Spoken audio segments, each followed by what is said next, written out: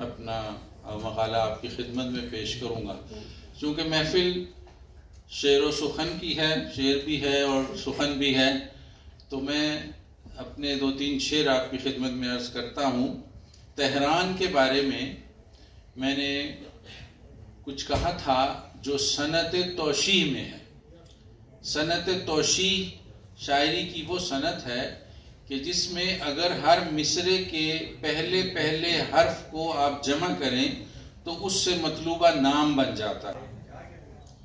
رہے ہو ایک سہانا خواب بن کر تیرے، ایک ایسا خواب جو تعبیر کو پہنچے. اب الف آ گیا ہے. ایک ایسا خواب جو تعبیر کو پہنچے، نہایت خاموشی سے رفتہ رفتہ. تہران مکمل ہو گیا.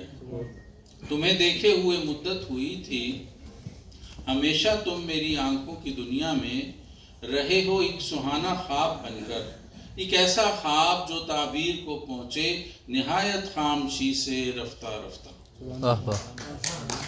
بہت شکریہ.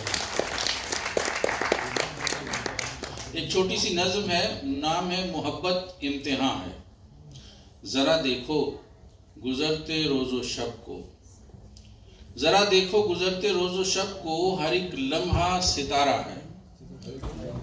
ہر ایک لمحہ ستارہ ہے، اگر تسخیر ہو جائے تو ہر لمحہ تمہارا ہے.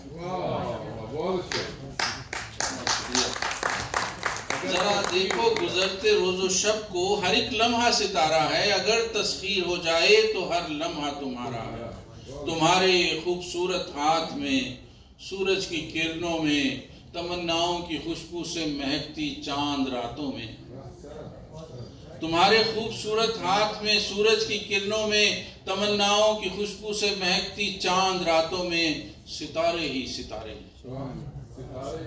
ستارے ہی ستارے ہیں، انہیں تسخیر کر لو تو تمہاری مانگ میں یہ سب ستارے جگمگائیں گے. انہیں تسخیر کر لو تو تمہاری مانگ میں یہ سب ستارے جگمگائیں گے.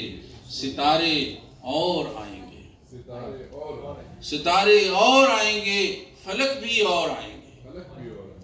ستارے اور آئیں گے، فلک بھی اور آئیں گے، اگر تم روشنی سے دوستی کر لو.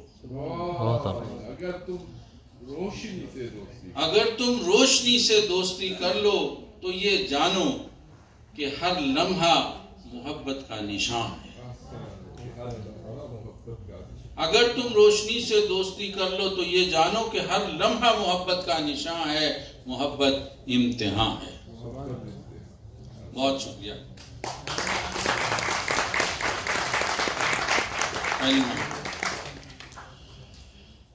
مجھے جس موضوع پر اظہار خیال کرنے کے لیے کہا گیا وہ ایران اور اقبال ہے.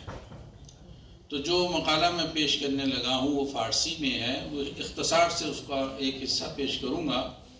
تو اس کا مفہوم یہ ہے، جو لوگ فارسی آشنا نہیں ہیں پاکستانی آڈینس کے لیے میں اردو میں مفہوم عرض کر دیتا ہوں کہ اقبال نے ایران کی تجلیل کی اور ایران کو اپنے خوابوں کی سرزمین قرار دیا. اور جب 1920 میں لیگ آف نیشنز قائم ہوئی جنیوا میں، تو اقبال نے اس پر تنقید کرتے ہوئے کہا کہ مکے نے دیا خاک جنیوا کو یہ پیغام، جمعیت اقوام کے جمعیت آدم، یعنی آپ جمعیت اقوام بنا رہے ہیں، ہم جمعیت آدم کی بات کرتے ہیں. تو اس جمعیت آدم کے لیے انہوں نے کہا کہ تہران ہو گر عالم مشرق کا جنیوا، شاید قرۂ ارض کی تقدیر بدل جائے.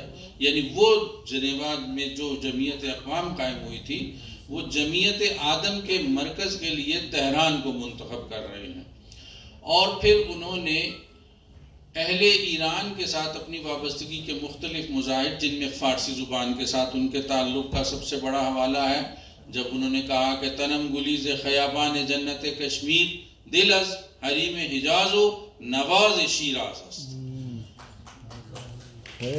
تو اسی طرح وہ ایران کو بطور سرزمین اپنا موضوع سخن بناتے ہیں اور ایران کو یہ کہتے ہیں کہ آپ اپنی تاریخ دارا اور جم سے وابستہ نہ کریں، बल्कि उस तसव्वुर वतन के पास जाएं कि उक़्दे कौमियत मुस्लिम कशूद अज़ वतन आक़ायमा हिजरत नमूद, कि जो वतन की बुनियाद पर नहीं बल्कि अक़ीदे और नज़रिए की बुनियाद पर उस्तवार होता है।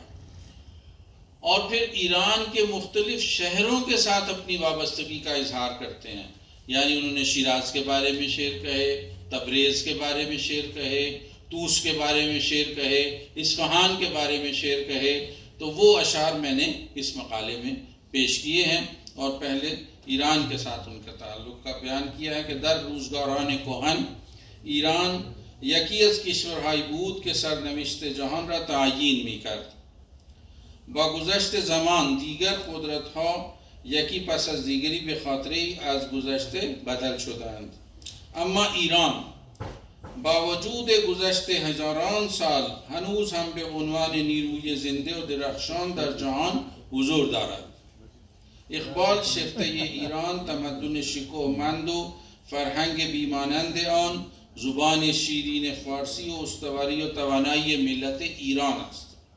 او در اشعار خود بارها از ایران ملت ایرانی تمدن ایرانی و ادبیات غنی این سرزمین را یاد کرده است.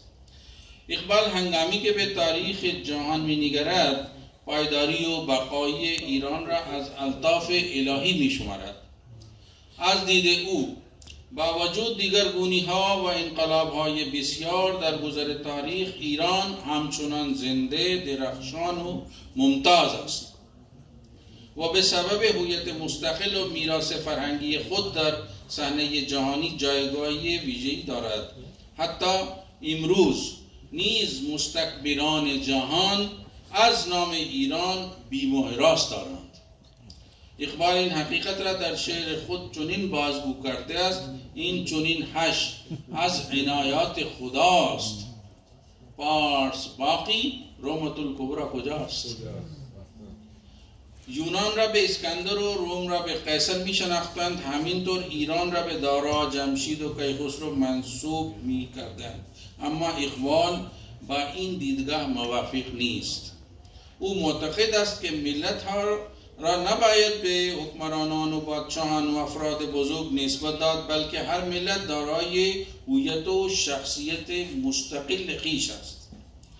در میدان هستی افراد می آیند و می روند، اما ملت ها با نیروی عمل، اراده استوار و تلاش پیوسته در بارگاه بقا جایگاه جاودان می یابند. امم را از شاهان پاینده تردان، امم را از شاهان پاینده تردان، نمی بینی که ایران ماند و جم رفت. آشنایان با سراندیشه اقبال به خوبی می دانند که او ضربه سخت بر پیکر مفهوم ملی گرایی غربی وارد کرده است. از دیدگاه اقبال ملت ها بر پایه وطن ها پدید نمی آیند، بلکه بر اساس یک جهان بینی و دیدگاه زیستی شکل می گیرند.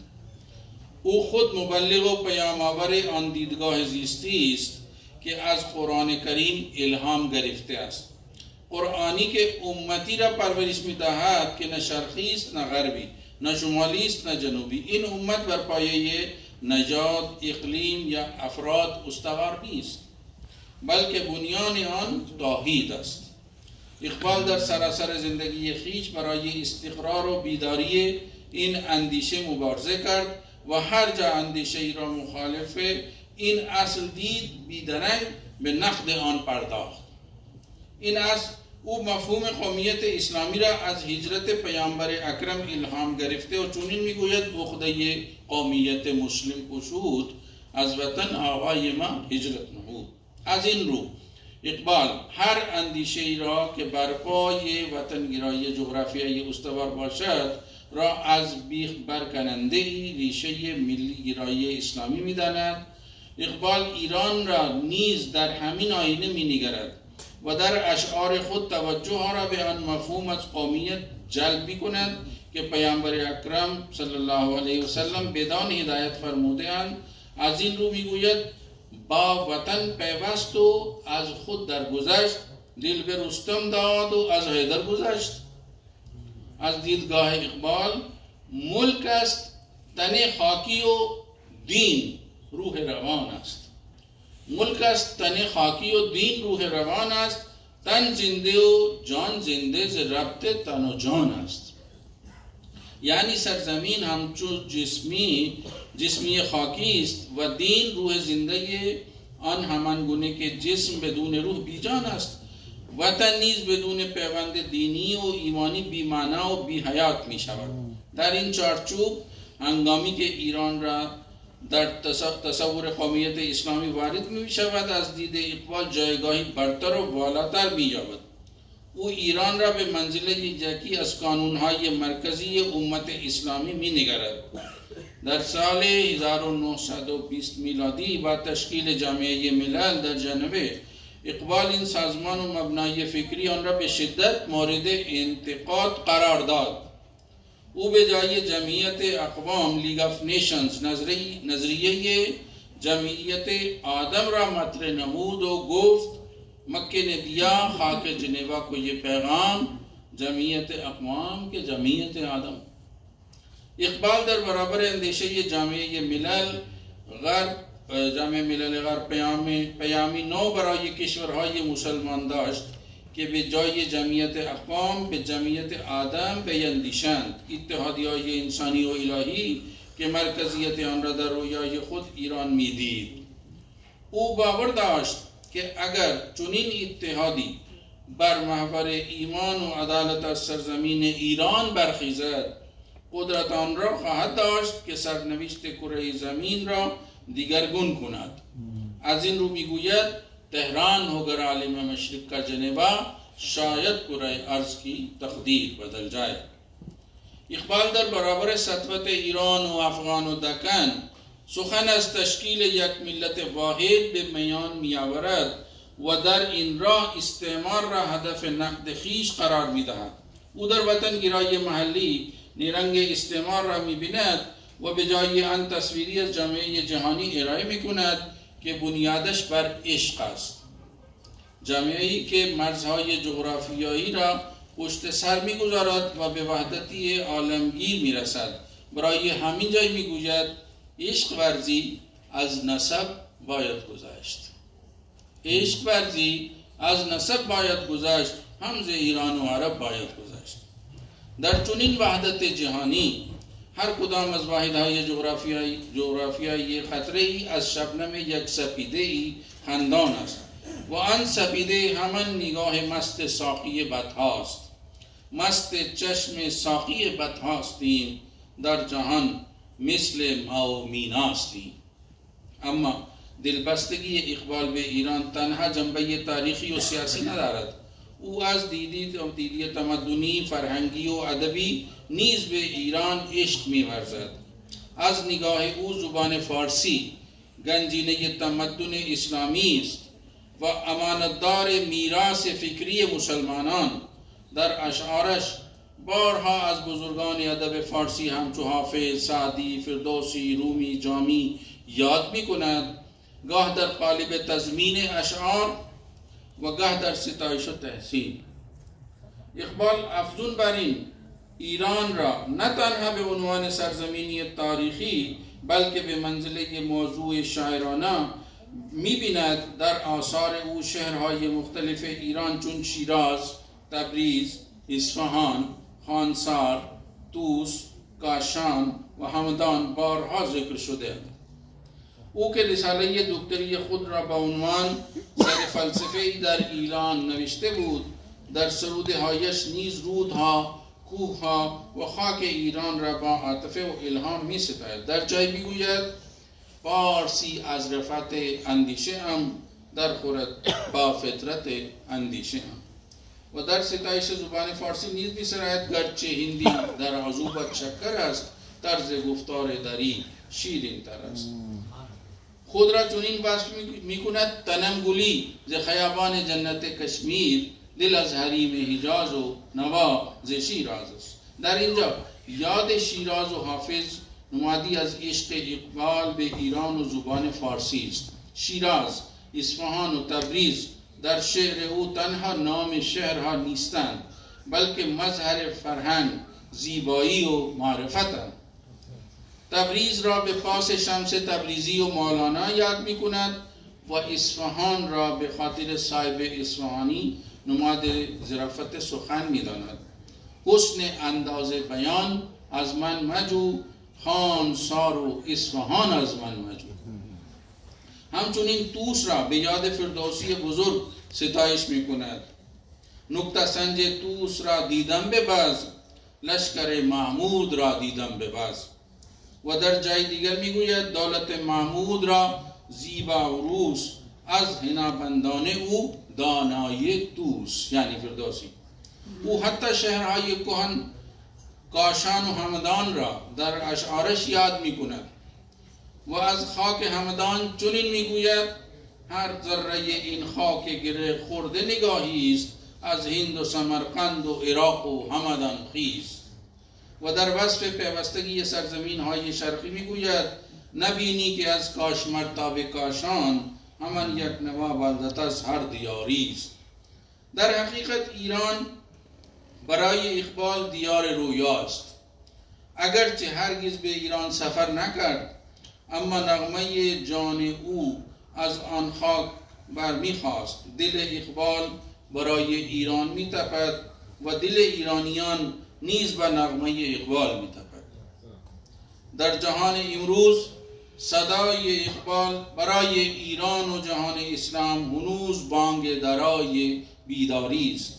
فریاد ز افرنگ و دلاویزی افرنگ، فریاد ز شیرینی و پرویزی افرنگ. عالم همه ویرانی ز چنگیزی افرنگ. معمار حرم باز به تعمیر جهان خیز، از خواب گیران خواب گیران خواب گیران خیز.